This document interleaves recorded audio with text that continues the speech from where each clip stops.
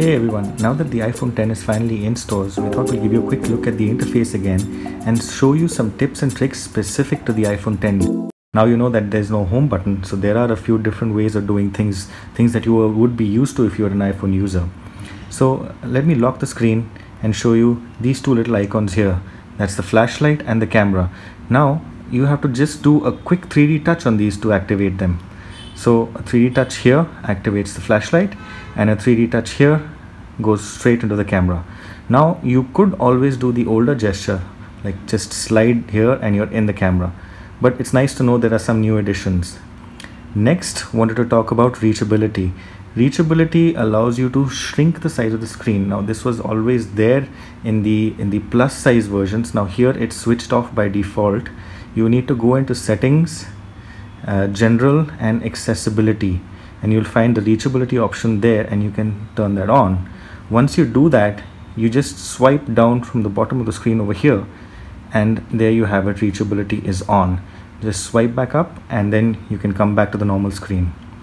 Now about switching apps, you might know that you can just slide your finger up and hold to get the app switcher here, and then you can switch between these apps as normal. But there's another way to switch between apps. You can just slide from left to right over here and switch between the apps like this. Now this is really fluid, and there's another way to do it. You can just do this looping motion and the apps will switch like that. So that's about switching. About closing the apps, if you get the app switcher up, tap and hold, and you'll see the little minus symbol, the little symbol on the top left over there. Now you can individually close the apps. So let's say I want to close this one, and then this one, and this one, and that's it. So that's how you can individually close apps.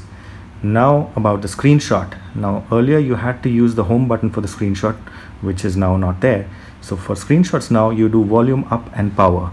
So volume up here and power here at the same time. Quick press gives you a screenshot. For Siri also you had to do the home button earlier. Now there's no home button, so now you need to do a long press of the power button for Siri. There you go, that's Siri. And for powering off, you need to hold volume up and power. So hold both and you get the option to slide to power off. There's also the emergency SOS call right there. There's another way to power off, and this is the last thing I want to show you. If you go into settings and general, right at the bottom is now an option to click shutdown. So these are a few of the things that are different this time around. More or less iOS is still the same, and control center is still here. This is what we showed you in the first interface video. Notifications pull down from the center, control center from the right. And again, in control center you can do a 3D touch on these to bring up more options. For instance, in the flashlight you can even adjust the intensity here. So that's about it, guys. I hope you like this video.